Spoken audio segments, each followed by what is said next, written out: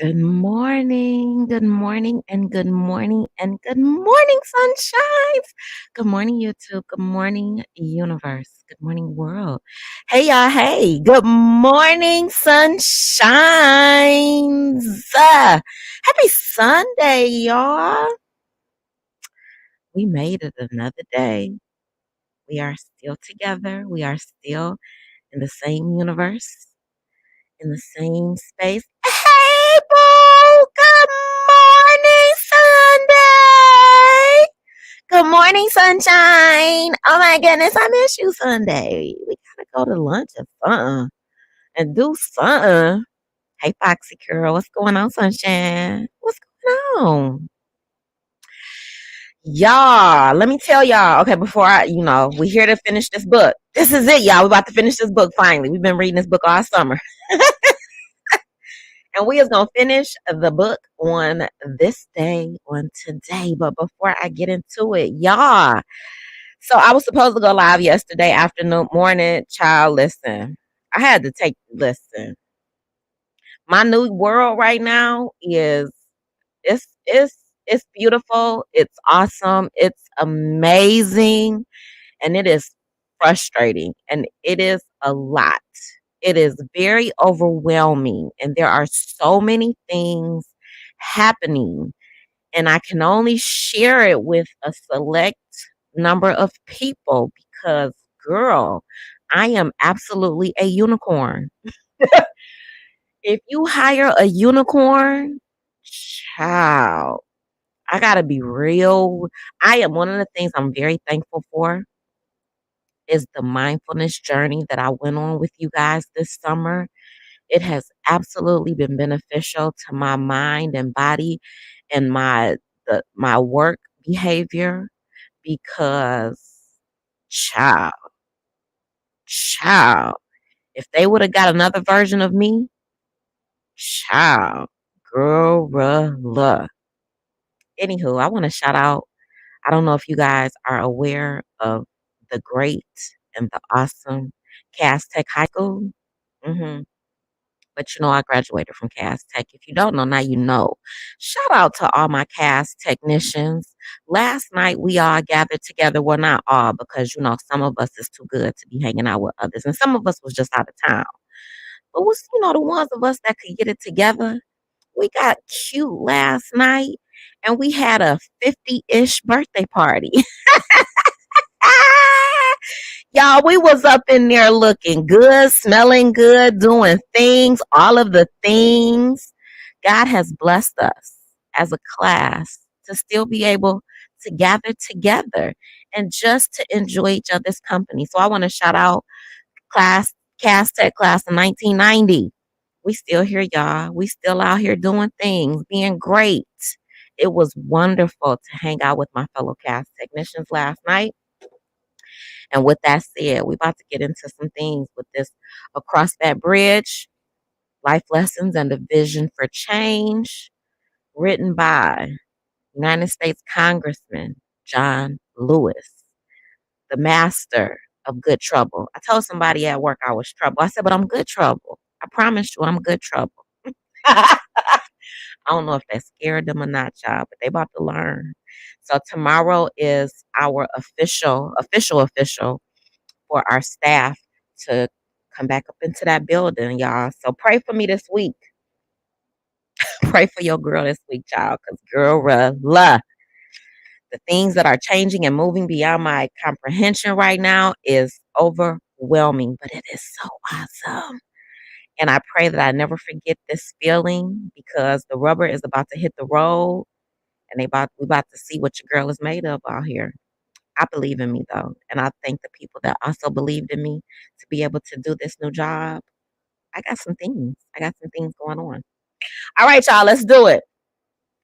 We are finishing up our book on this day, this Good Sunday, and we are reading Reconciliation. This little light of mine, I'm going to let it shine. Harry Dixon Lowes. Why do we struggle? Why must we, as members of the human family, immerse ourselves in the agency of turmoil and unrest to affect the evolution of humankind? Why participate in the work of justice at all? Why risk beating, torture, even death to sacrifice ourselves within the network of our family, on our jobs, in our communities, the nation, or the world at large for the sake of progress we may not even live to see? Why must we be the ones? I ask myself that a lot. Why do I got to be the one to say something? I know everybody else is seeing what I'm seeing, but I'm the only one that's going to say something. No problem. God tells me to do, and I do. Each of us must answer those questions according to the dictates of our conscience and the principles of our faith. I believe that we are all a spark of the divine. And if that spark is nurtured, it can become a burning flame, an eternal force of light. I believe the true destiny of humankind is to recollect that it is light and to learn how to abide in infinite awareness of the divine in all matters of human affairs. Y'all, when I start talking like this to my brother, he just be like, girl, girl, what is you talking about? He do not be wanting to hear me when I talk about feelings and mindfulness. He be like, girl, okay, you go ahead with that. Let me tell you something.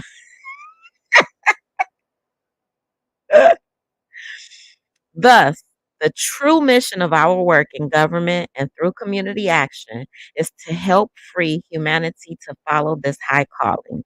That is, in essence, what the founders of this nation wrote within the heart of the Constitution, that government must not impede the divine right of human beings to be guided by the whisperings of their own souls, to seek the path that magnifies, actualizes, and incarnates the beauty of their individual flames. The freedoms we are guaranteed to worship, to gather, to speak freely. I challenge that a lot in my life because you can speak freely, but there are consequences to you speaking freely. To publish our unfettered criticism and comments, there's there's consequences with that too, child. And to seek the remedies of collective imagination or government to aid us in resolving our problems. Were mandated to provide maximum room for growth led by the dictates of the Spirit. The Declaration of Independence expresses the purposes of human community by affirming this as a fundamental root of our founding. We hold these truths to be self evident that all men are created equal, that they are endowed by their Creator with certain inalienable rights, and among these are life, liberty, and the pursuit of happiness. Inalienable means that no law, no man, no woman, no child, no power can separate us from this divine quest. Thus, our purpose while we are here, in the most basic sense, is to be a light that shines, to fully express our gifts so that others might see them. When they witness our splendor, when we show them it is possible to shine radiantly, even in the darkest night, they begin to remember that they are stars also, meant to light up the world. And if we are brilliant, like a Bobby Kennedy, a Martin Luther King Jr., a Jim Lawson, or a Fannie Lou Hamer, then the intensity of our flame can light the path of freedom for others. I'm going to repeat that. The intensity of your flame, the intensity of my flame, the intensity of our flame can light the path of freedom for others. We can be way showers, light bearers and mentors of the light who encourage others to flourish, create, manifest, and glow. As each person turns on the illumination of the Spirit, revealing gifts, talents, and visions for the future, we can blend our majesty in a glorious concert of communion. We can burn as one unified sun that can light up our world and even our universe. This planet can smolder with imagination, burn with creativity, reverberate with love, oneness, and peace. The infinite is possible, but this beauty can only manifest through us. Let me be clear, this work is not mandatory. We can choose to block our own perception of the light and live in darkness. In fact, we can become so dark that even our eternal spark becomes very, very dim, so faint that we are hardly aware of its existence. Yet, more often than not, no matter how tarnished or weak the flame, when the forces of darkness seem like they are about to consume us, we will ourselves to survive. And we begin to stand in the center of our inner light and invite its power to clear away the darkness that has clouded the soul. Have you ever felt like you were not living in your truth, like you were not living in your gift? We all have gifts. We all have superpowers. If you do not feel like you are living in your gifts and you are utilizing your superpowers, practice mindfulness. Center yourself. Talk to your ancestors. Talk to the universe. Not me alone. We together collectively. We individually have to tap into our inner being, our uniqueness, our unicornness. We are all unicorns. Some of us know it. Some of us are excited about it. Some of us are still searching. As aspects of one creator, we have the ability to define the world around us. So, the center of our will becomes our reality. Together, through our thoughts and our deeds, we create the conditions of our habitation. When we set our minds against one another, when we focus on destructive energy and propagate the negative notions of separation, division, discrimination, rejection, domination, and war, we waste our power in a futile attempt to debase, degrade, and even destroy the light in others. Have you ever witnessed somebody's light being destroyed?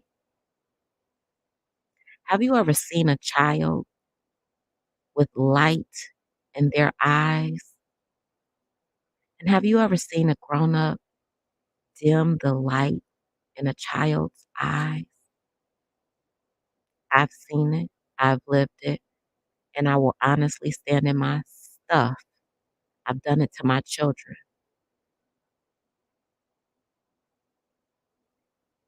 Practicing mindfulness will help you heal yourself and it will stop you, hopefully, from being a destroyer of the light in others. Everybody's light deserves to shine. Children are human beings.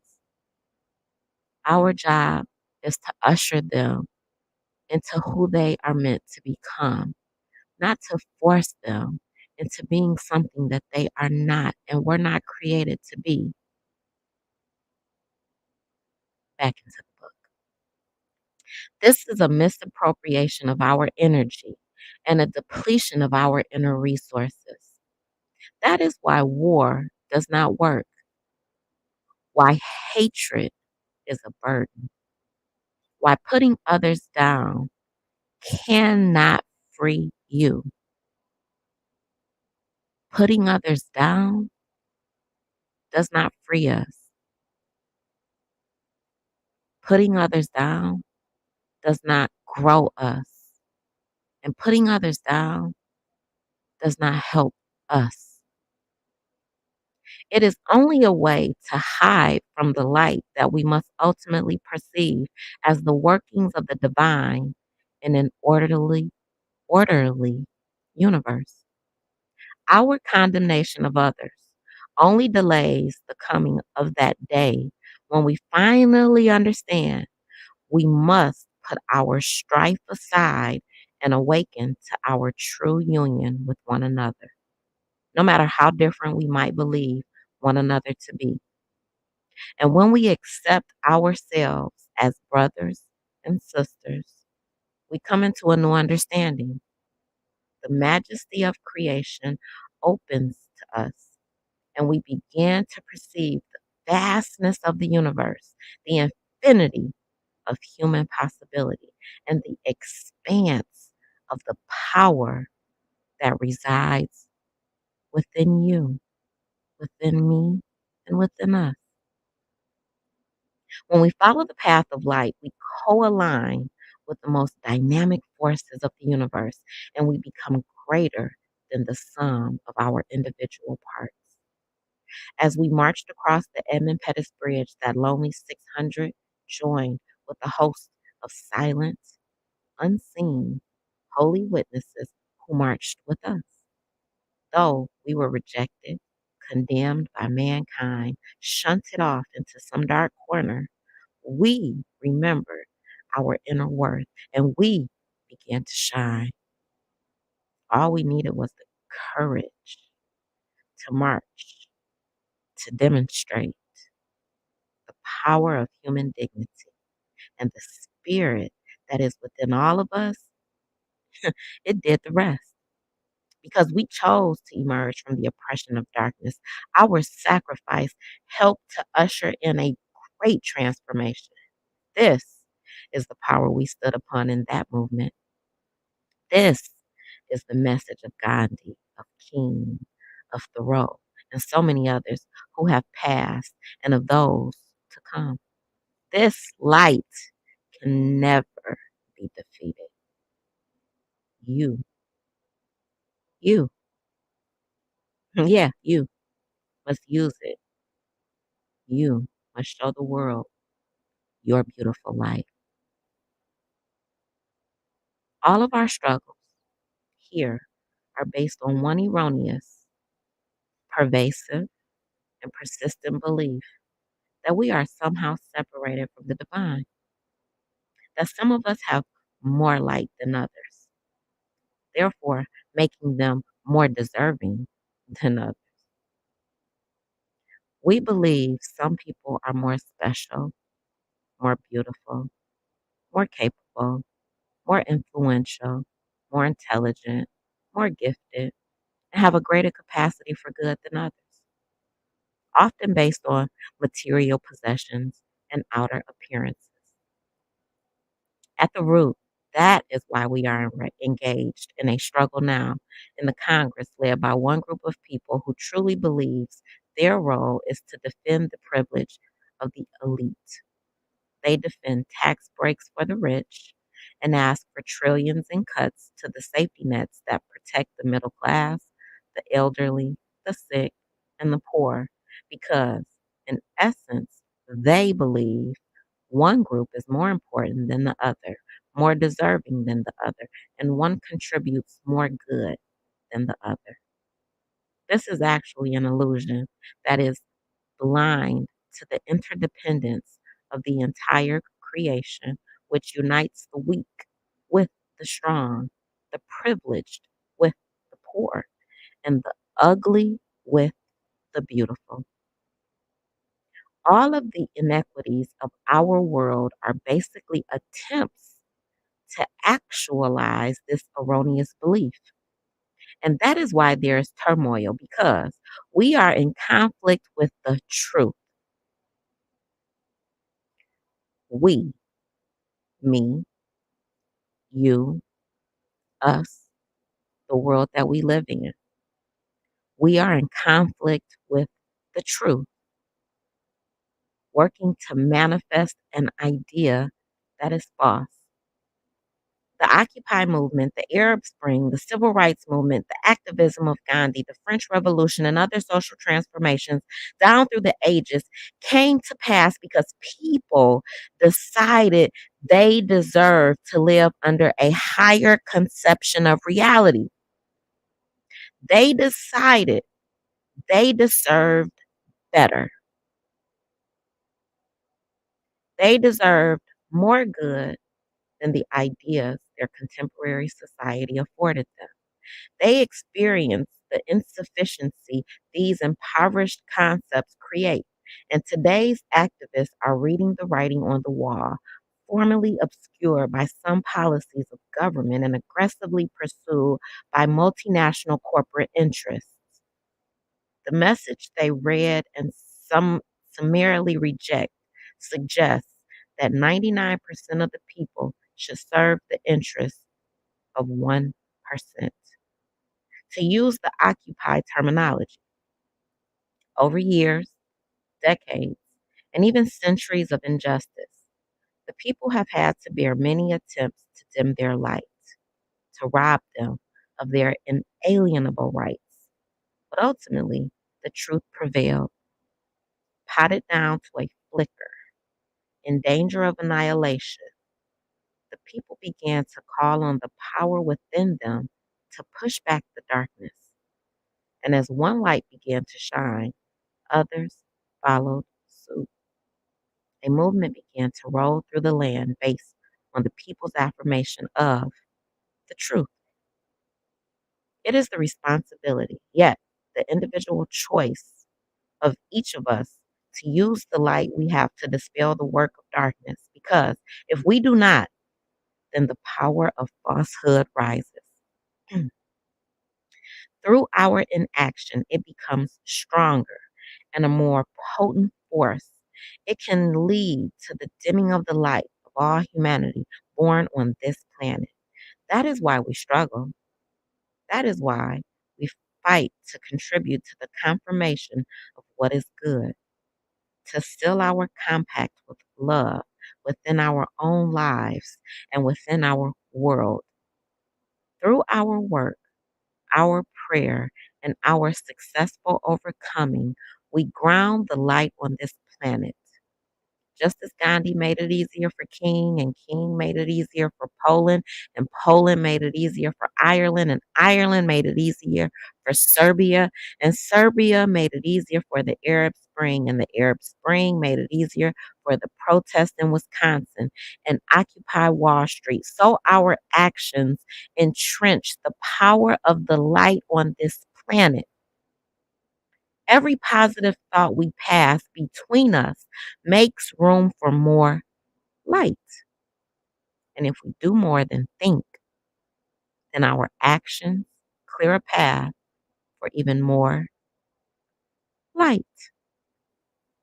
That is why forgiveness and compassion must become more important than principles in public life. We say we are a believing nation, yet when we are wronged, the people demand revenge. Child, listen. Y'all be out here with pitchforks against human beings. If we truly believe, then what is the role of forgiveness, mercy, and compassion in public life? Hmm. What is the role of forgiveness, mercy, and compassion on YouTube, child? What is the role of forgiveness, mercy, and compassion at work? What is the role of forgiveness, mercy, and compassion in your home? What is the role of forgiveness, mercy, and compassion for yourself? If you cannot be forgiving, merciful, and compassionate for who you are, finally understand why you are so angry, why you are so dark, and why you want everybody else to join you in your darkness. And I will pray for you that you can forgive yourself, have mercy on yourself, and have compassion for yourself so that you can finally heal yourself and spread that healing to others.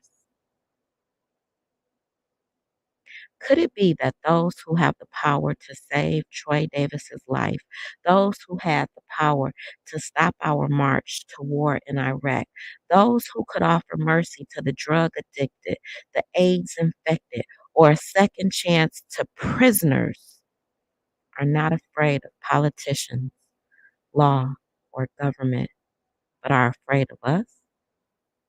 Could they be afraid of the people who shout for condemnation, punishment, revenge, of those who want to spill blood for blood, ravage an eye for an eye, or rip out a tooth for a tooth, so that everybody will be blind and toothless?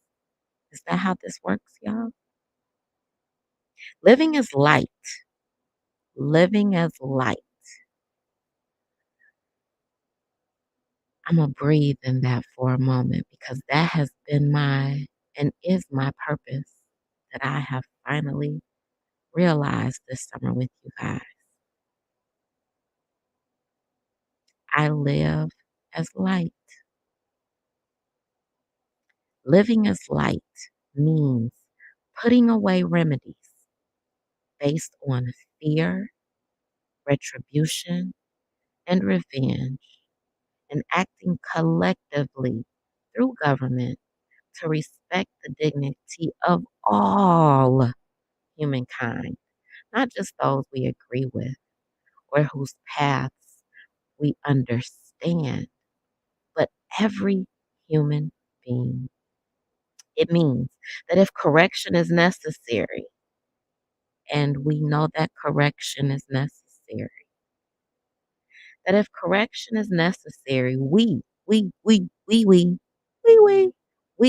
must search for ways to rehabilitate that are consistent with our faith. We cast out the sins of war, torture, terrorism, corporal punishment, and condemnation, and find ways to bring individuals back into balance through remedies founded in what? Truth. Then our ways and means will not lead to turmoil, but will turn us back towards peace. Good morning, BJ Diaz. Good morning, sunshine. Happy Sunday, and thank you for being here. All our work, all our struggle, all our days add up to one purpose: to reconcile ourselves to what? The truth. And finally, accept for once and for all that we are one people, one family, the human family, that we are all emanations of one divine source. And guess what? That source, that source is love. That source is love, y'all. Our struggle to affirm the light despite oppression, the light despite depression, the light despite conflict, the light despite poverty, the light despite hunger, the light despite disease, the light despite violence, the light despite brutality is a loving gift we give to ourselves and one another to help humanity to help humanity move toward the day when we can readily separate the light from the darkness and the equal incandescent beauty of the light that is in all of us. Y'all hold on for a second. I gotta put a sticky note here because I'm gonna take this and put it in my professional development that I deliver to my new staff Tuesday. I like that. I'm gonna read it again for y'all because this just made my spirit say yes. All of our work, all of our struggle, all our days add up to one purpose: to reconcile ourselves to the truth and finally accept once and for all that we are one people, one family, the human family, that we are all child, I can't say this word for the second time. Emanations. That's the word, girl. Emanations of one divine source, and that source is love. Our struggle to affirm the light despite oppression, depression, conflict, poverty, hunger, disease, violence, and brutality is a loving gift we give to ourselves and one another to help humanity move toward the day when we can readily separate the light from the darkness and the equal incandescent beauty of the light that is in who? All of us. The first thing I'm going to tell my staff on Tuesday is that I am love. I am. I have not always understood that, but because of you and allowing me to be in this space on YouTube and the work that I did, child, I'm emotional. I hate when I get emotional. The work that I did with you this summer, it is crystal clear to me my purpose and what I do. And it has not been an easy task to just be me. And so I understand better, not fully, because it evolves and it's not static, it changes. But my purpose and my new position is to be love and to help them heal. The energy in my new space is one of damage.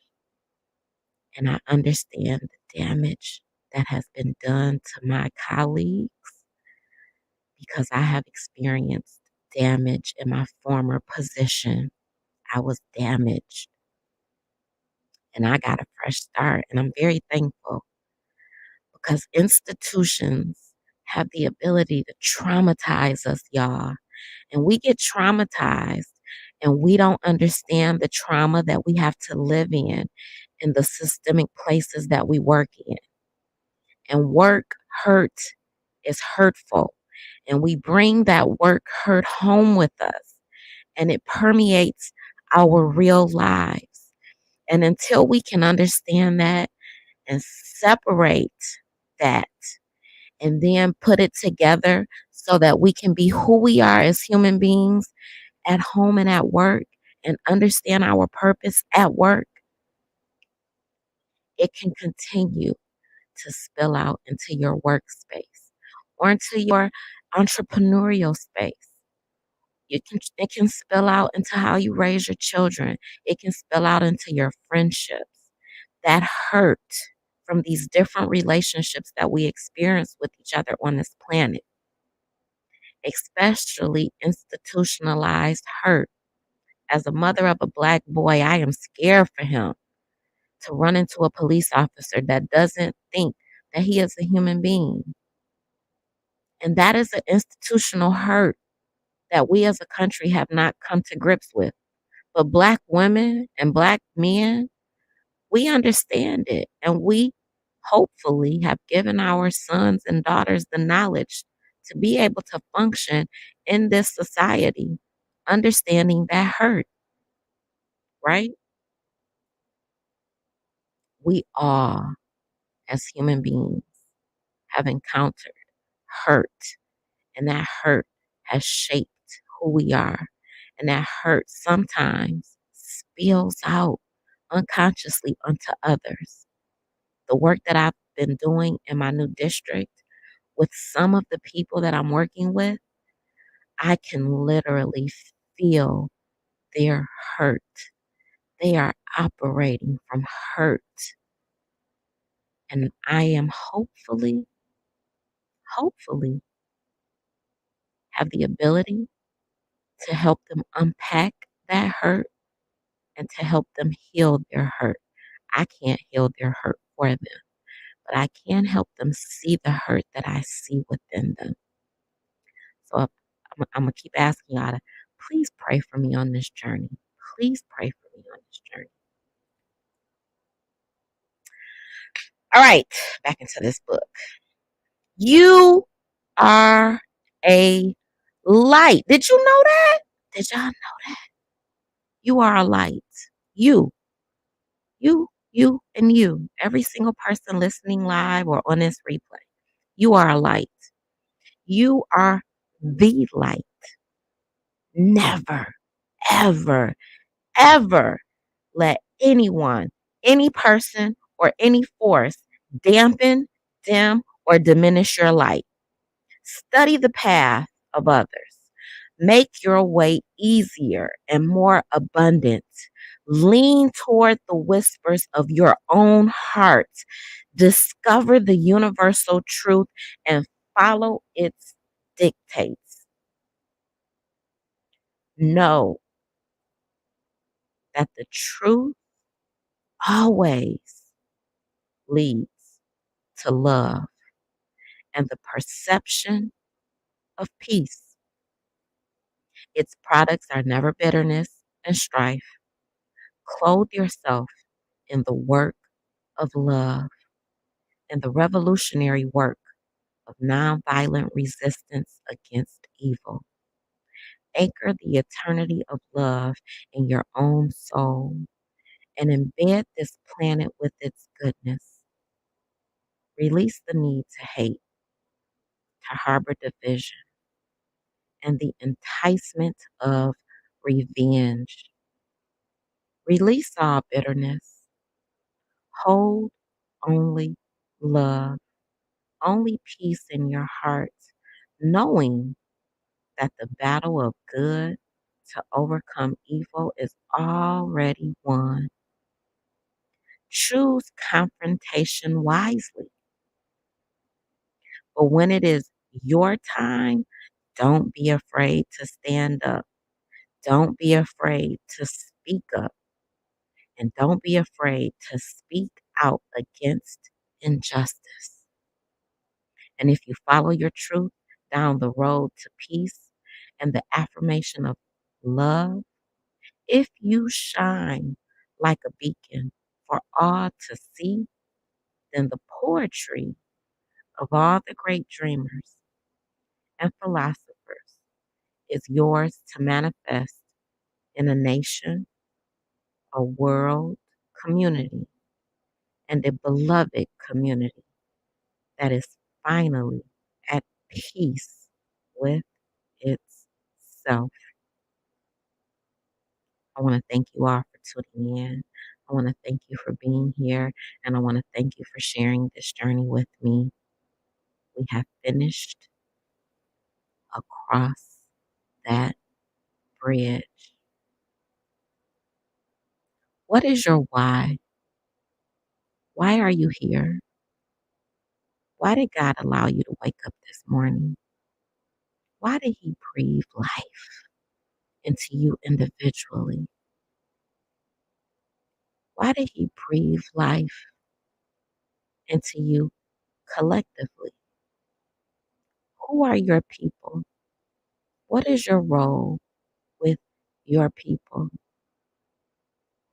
How does your people help the world become a better place? Do you and your people help the world become a better place? Are you the best version of yourself? Are you working to become a better version of yourself? Do you still dream in color? Do you still dream? Do you think like a child? Every now and then, are you allowing yourself to just be? Or is the weight of the world causing your light to dim? I charge you. I charge you today to be present with you, to ask yourself some tough questions about who you are, about your actions, and about how you are growing into who God created you to be. I love you. I thank you for being here. And hopefully, God willingly, I'll see you soon. You all have a blessed day. Peace.